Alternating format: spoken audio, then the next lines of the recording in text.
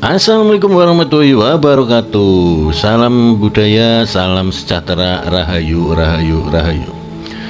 Oke dulurku semua, seperti video-video saya yang sebelumnya, saya sudah membahas tentang sedulur papa, tentang aji-aji Kadikdayan Kanuragan, tentang Nur Muhammad, tentang hidup. Walaupun itu sekilas-sekilas lur, tapi semoga itu semua bisa menjadi pelajaran, bisa benar-benar kalian pahami. Nanti di kesempatan berikutnya nanti saya akan coba bahas yang lebih mendalam tentang semua itu.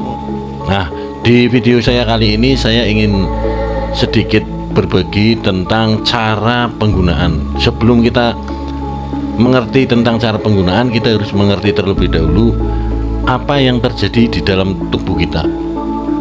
Oke, saya awali dari rasa sakit lur. Jadi seperti video-video saya yang sebelumnya yang sudah saya bahas dan saya terangkan bahwasanya saudara empat itu, sedulur papat itu masuk dan memberi rasa juga kekuatan pada kulit, darah, daging sungsum, rambut, kuku, otot, tulang, angan-angan, dan jiwa raga. Jadi saudara empat itu bukan sesuatu yang lain dari tubuh ini lur.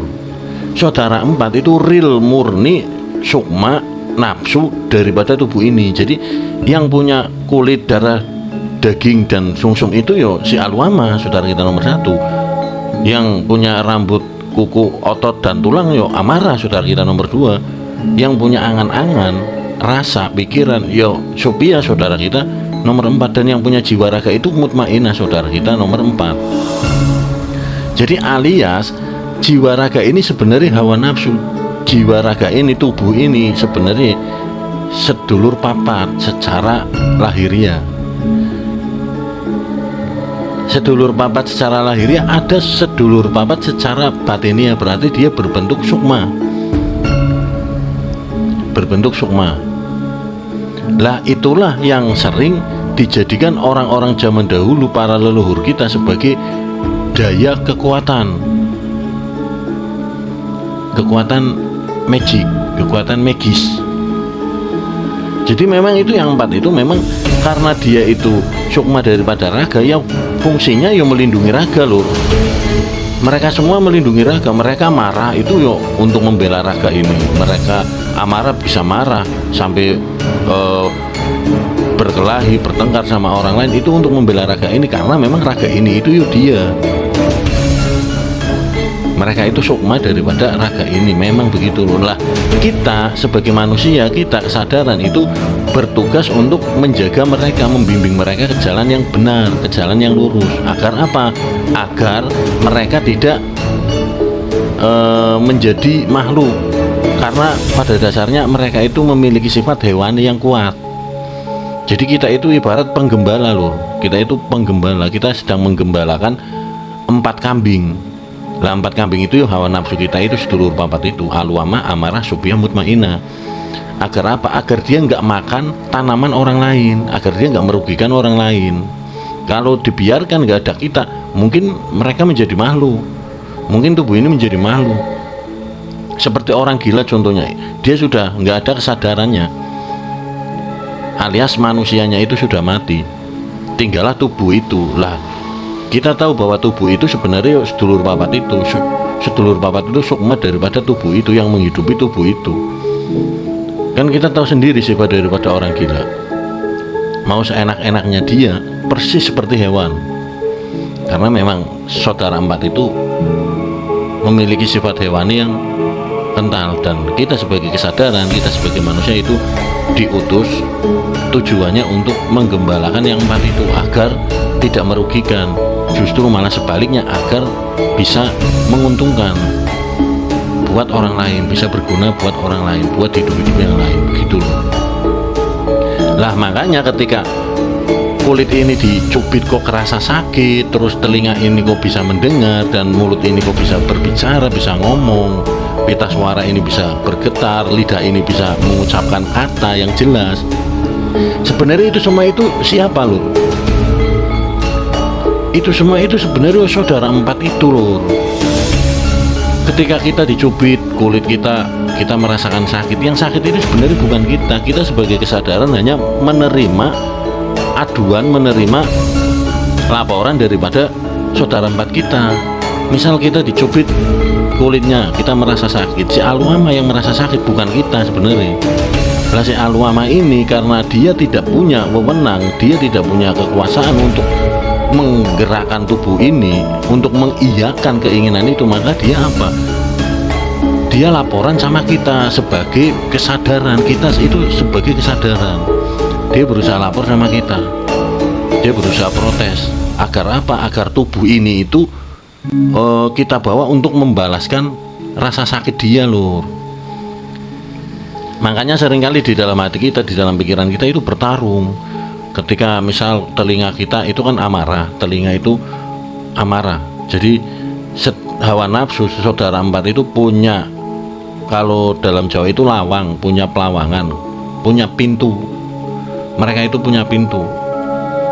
Lah pintunya diantaranya Aluama itu ada di mulut, amarah itu ada di telinga, Supia itu ada di mata, Mutmainah itu ada di hidung. Itu yang namanya panca indera. Begitu.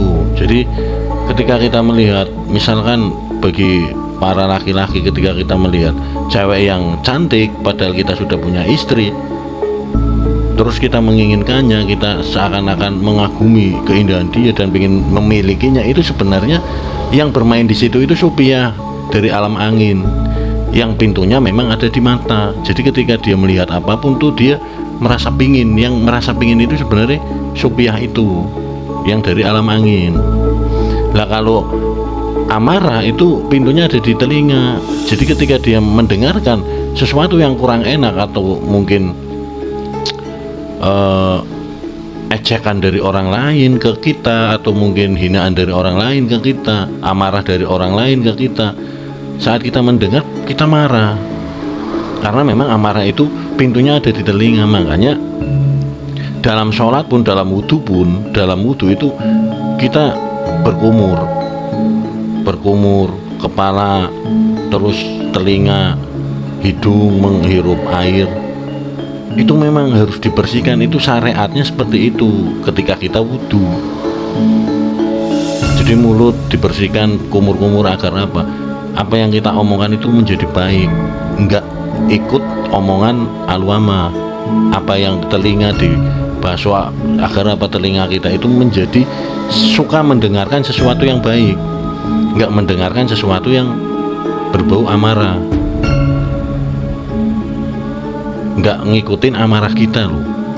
Hidung dibasuh, agar apa? Hidung itu agar kita tidak menghisap baik dan buruknya orang, seakan-akan kita mengendus, menghisap-hisap keburukan orang lain. Itu memang sifat dari Mutmainah itu seperti itu. Maka itu semua kita jaga. 4 panca indera yang ada di mata, di kepala kita itu memang kita harus menjaga. Dan satu indera lagi yaitu rasa. Makanya panca indera, panca itu 5 indera itu perasa, alat untuk mendeteksi. Itu kalau dalam Jawa itu sedulur papat 5 pancar lur tetapnya. Lah kita itu sebagai kesadaran, dan di atas kesadaran itu ada yang lebih tinggi yaitu hidup. Nah untuk yang hidup itu akan saya bahas nanti. Jadi pengetahuan itu memang harus pelan-pelan lur, nggak boleh tergesa-gesa, nggak boleh terlalu banyak. Karena apa? Ketika pengetahuan itu terlalu banyak, terkadang kita satu pengetahuan saja belum hafal, kita ditambah lagi pengetahuan lagi, akhirnya apa? Pengetahuan yang sebelumnya nggak jadi kita hafal, karena kita harus menghafal pengetahuan yang berikutnya. Akhirnya karena kita nggak fokus salah satu, akhirnya kedua-duanya malah hilang, malah kita lupa semua. Jadi kembali lagi ke topik kita ya. Jadi ketika kulit kita dicubit dan merasa sakit, itu yang merasakan Aluama lur. yang merasakan alumama. Telinga ketika mendengar bisikan yang kurang enak bagi kita, bagi keluarga kita, pasti kita akan timbul marah. Itu yang mendengarkan sebenarnya amarah. Yang di mata itu subiyah, yang di hidung itu mutmainah. Nah, setelah kita tahu semua rasa yang ada di tubuh kita itu sebenarnya mereka, kita akan tahu loh bagaimana proses kekebalan itu bisa merasuk ke tubuh kita.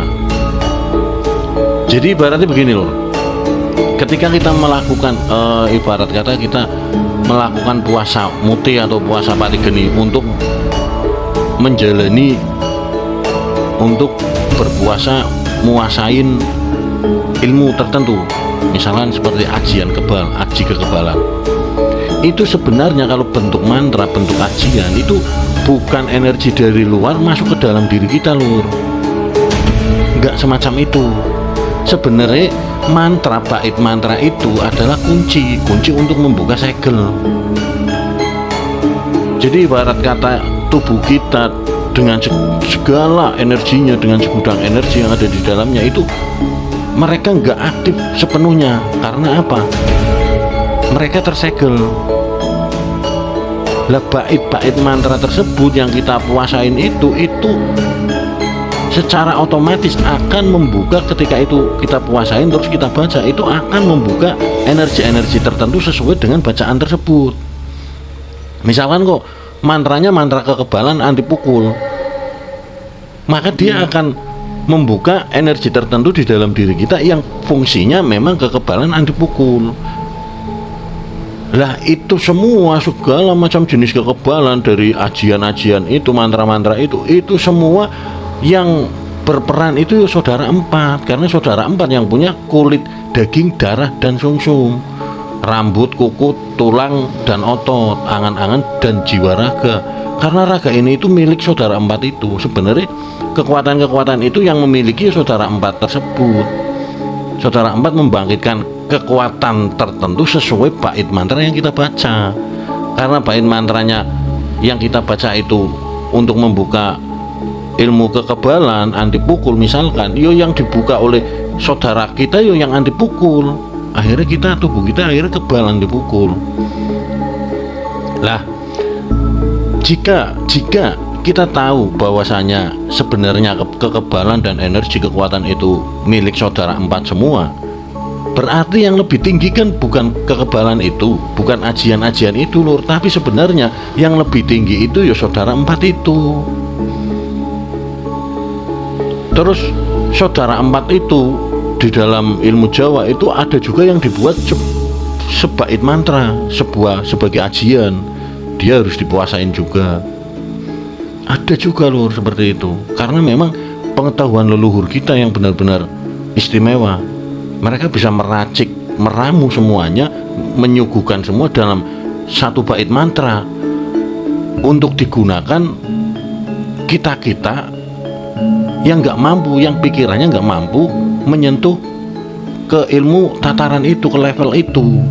Karena apa? Ketika kita pengen mengerti tentang saudara empat, maka kita harus mengerti jati diri kita lur.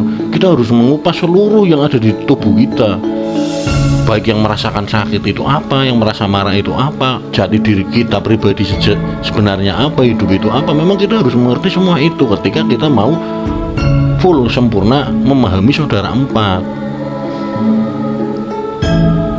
Akhirnya karena para leluhur kita itu waskito, dia tahu kelemahan kita.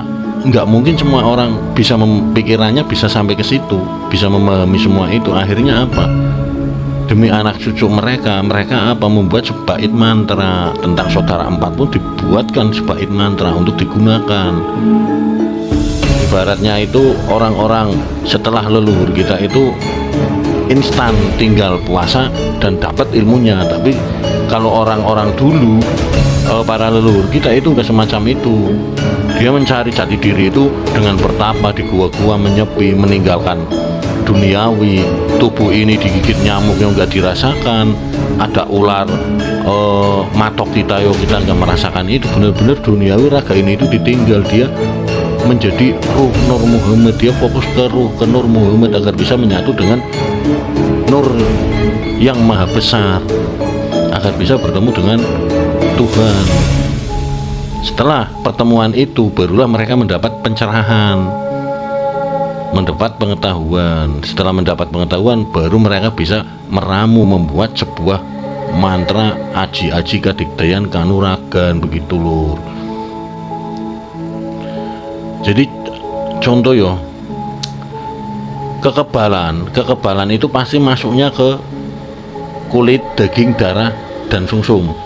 Itu punyanya Aluwama. Kalau kalian pengen kebal, kalian suruh Aluwama itu, minta kekuatan dari Aluwama, suruh melindungi tubuh kalian, pasti kalian kebal.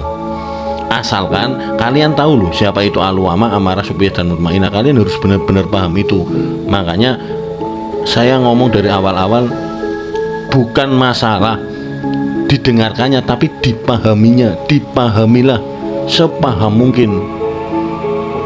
Saya nanti akan bagikan kepada kalian cara-caranya menggunakan yang 4 itu, elemen alam 4 itu, 4 elemen alam itu. Nanti saya akan ajarkan caranya menggunakan itu. Yang penting pondasinya kalian harus tahu, paham terlebih dahulu siapa mereka, asal usul mereka, dan semuanya. Dan itu sudah saya buat di konten-konten saya sebelumnya. Lah, ketika Aluwama kok bisa menjadikan diri kita kebal, dia bisa kita suruh nggak? Misalkan Aluwama tak suruh cari rezeki misalkan, agar bisa mendatangkan rezeki buat kita.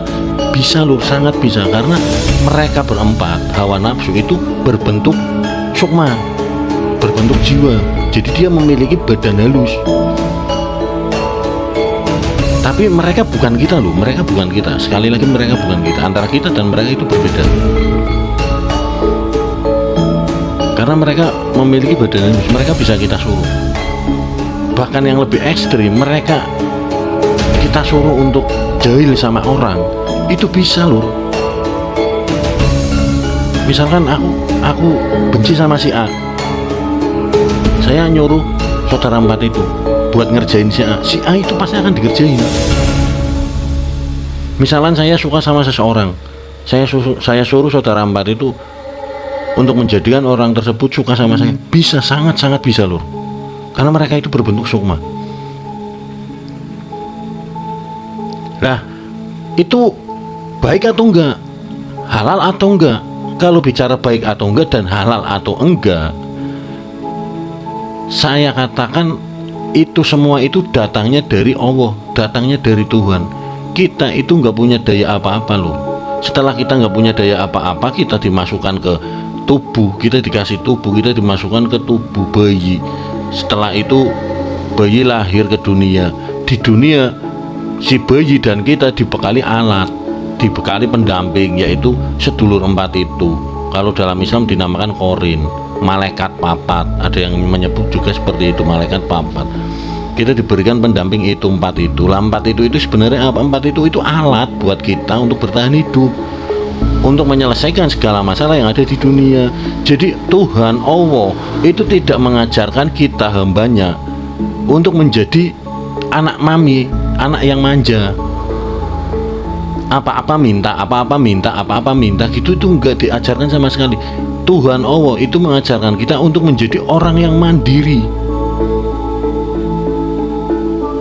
Jadi kita itu diajarkan untuk jadi orang yang mandiri, bukan orang yang suka meminta-minta. Bahkan kepada Allah itu sekalipun tidak mengajarkan Allah itu kita untuk meminta kepadanya, enggak. Karena apa? Semua perabot, semua alat sudah diberikan di dalam tubuh kita. Dunia sudah dibentangkan sangat luas, di situ sudah komplit. Apapun yang kita butuhkan ada di situ. Alat-alat tubuh kita, pertahanan tubuh secara fisik, secara gaib sudah ada di dalam tubuh kita semua. Tinggal kita menggunakan itu untuk mencari kehidupan kita, untuk mencari nafkah kita, rezeki kita, dan lain-lain, kebutuhan kita. Gitu lur. Jadi Tuhan itu menginginkan kita mandiri. Makanya kita dibekali alat yang komplit. Bahkan untuk kekebalan tubuh pun ada. sayangnya kita nggak pernah mau belajar. Terkadang kita menyesatkan pengetahuan orang lain, padahal itu belum tentu sesat, karena semuanya itu ciptaan Allah, kehendak daripada Allah. Lah yang menciptakan nafsu kita siapa coba kalau bukan Allah? Tuhan menjadikan kita sosok manusia, dimasukkanlah nafsu ke dalamnya. 4 saudara 4 dari 4 unsur elemen alam dimasukkan ke dalamnya dengan sifat seperti itu. Jadi ibarat kata saudara 4 pun ya nggak mau, ibaratnya dia nggak berdaya, dia nggak bisa nego sama Tuhan, itu dia nggak bisa nego. Karena apa? Tuhan itu maha kuasa. Ketika Tuhan menciptakan dia menjadi hawa nafsu, yo dia akan jadi hawa nafsu. Lah berarti yang menginginkan dia menjadi hawa nafsu kan Tuhan, bukan hawa nafsu itu sendiri yang pengen jadi hawa nafsu. Enggak, bener-bener real Tuhan yang menjadikan mereka hawa nafsu. Ya sifat mereka ya seperti hawa nafsu. Lah kita sebagai manusia yang punya daya untuk berpikir, kita harus memaklumi itu. Makanya kita dicipta itu untuk membimbing mereka ke jalan yang benar. Kita jadi rasul Allah, utusan Allah. Lah utusan untuk apa? Ya untuk membimbing mereka itu agar tidak merusak tatanan kehidupan. Begitu loh. Jadi semua itu bisa untuk mendatangkan rezeki, untuk pelarisan, untuk pelet, untuk kekebalan. Mereka itu sangat-sangat bisa loh. Apalagi semua ini sama. Saya punya saudara 4, kalian punya saudara 4. Terciptanya juga dari bahan yang sama, saudara 4 itu kan. Perbedaannya hanya yang tahu dan yang nggak tahu. Kalau yang tahu, dia bisa memanfaatkan saudara 4 itu untuk kepentingan apapun. Dan yang nggak tahu, karena dia nggak tahu, ya dia nggak bisa menggunakan itu. Dia hidup apa adanya seperti itu. Tapi bagi yang tahu, dia bisa meramunya, bisa menggunakannya. Bisa tak gunakan untuk melet orang, bisa saya gunakan untuk kekebalan, bisa saya gunakan untuk cari rezeki dan sebagainya. Itu sangat-sangat bisa. Dan bagi yang nggak tahu ya mereka seperti itu tuh. Oke, sekilas penjabaran dari saya tentang hawa nafsu dan fungsi daripada hawa nafsu itu, fungsi daripada saudara 4 itu. Sebenarnya masih banyak yang perlu saya sampaikan kepada kalian. Tentang hidup itu sendiri pun belum saya kupas. Tentang jati diri manusia Nur Muhammad yang lebih dalam juga belum saya kupas. Cuman itu pelan-pelan loh. Karena saya ingin kalian memahami pondasi-pondasi yang saya katakan di video-video saya sebelumnya. Kalian harus memahami itu terlebih dahulu, baru kita menginjak ke sesi yang lebih dalam. Dan di sesi ini saya gambarkan tentang efek kegunaan daripada hawa nafsu daripada saudara 4. Dan kalian pun nanti saya akan membuat video yang berisi cara untuk membangkitkan mereka dan menggunakan mereka sesuai kehendak kita, sesuai kemauan kita. Nanti saya akan ajarkan itu, tapi pelan-pelan. Lah, saya butuh dukungan kalian untuk keberlangsungan channel saya ini, konten-konten saya ini. Saya butuh dukungan kalian, saya butuh subscribe dari kalian. Agar apa? Agar saya bisa memberikan wawasan-wawasan semua yang saya tahu, bisa saya berikan sama kalian, bisa kalian pelajari, sampai ibarat kata cara-cara menggunakan saudara 4, cara kita menjadi kebal, semua cara akan saya ajarkan ke kalian. Tapi kalian dukung channel ini dengan cara subscribe dan tonton videonya, jangan di skip agar kalian gak gagal paham lur. Oke, mungkin cukup sekian penjelasan dari saya. Kita sambung di lain waktu dengan materi-materi yang lain, materi-materi yang lebih mendalam tentang seputar ilmu kebatinan, ilmu kanuragan, dan tentang jati diri manusia. Oke, saya akhiri. Wassalamualaikum warahmatullahi wabarakatuh.